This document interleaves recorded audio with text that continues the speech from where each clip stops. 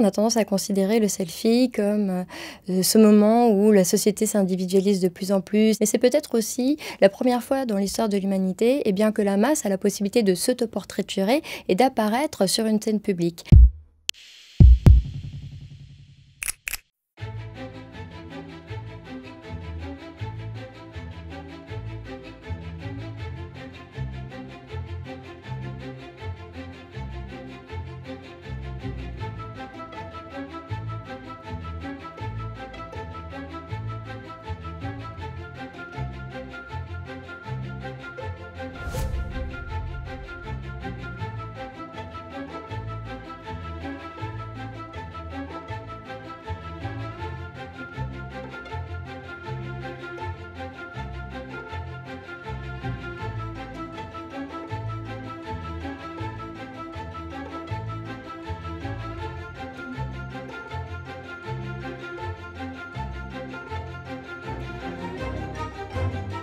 La photographie devient un impératif parce qu'on a besoin d'avoir une photo d'identité. Et donc là, il y a toute une industrie qui se met en place. Et par exemple, on sait que dans ces ateliers, il y avait des erreurs qui se produisaient où les gens, connaissant très peu leur visage, prenaient le visage de quelqu'un d'autre parce qu'ils avaient finalement les mêmes poses, etc. et ne connaissaient pas leur visage.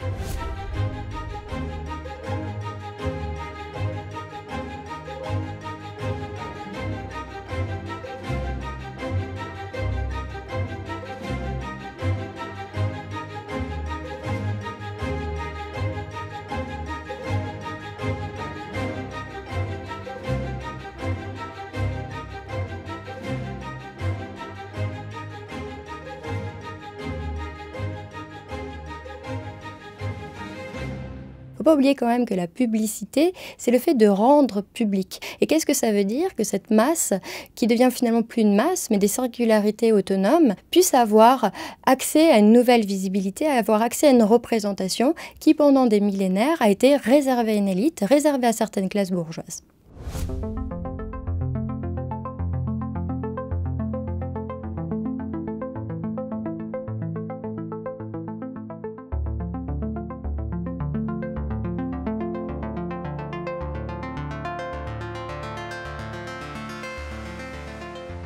Aujourd'hui, avec la question du selfie, ce qui est important, c'est de savoir où se déroule cette économie de flux, cette circulation des visages. Elle se déroule en grande partie sur des applications, sur des interfaces comme Instagram ou Facebook. On produit du contenu gratuitement pour ces entreprises. En fait, on n'est plus propriétaire de son visage dès lors qu'on rentre dans ce rapport où extériorisée, elle peut circuler sur les réseaux.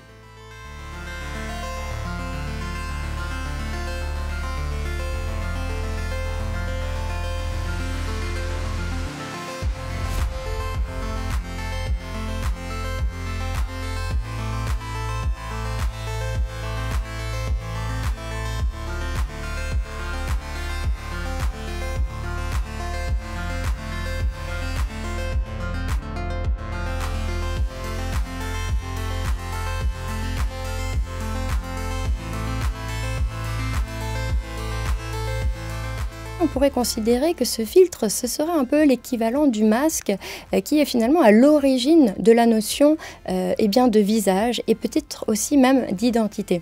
On sait par exemple que les sociétés archaïques avaient comme idée que le masque et le visage étaient finalement la même chose. Le masque n'était pas cachant mais était ce qui révélait. Alors on pourrait faire l'hypothèse que les filtres nous révèlent et nous révèlent d'une manière que l'on se choisit en fait et qui n'est pas une identité imposée qui viendrait d'ailleurs.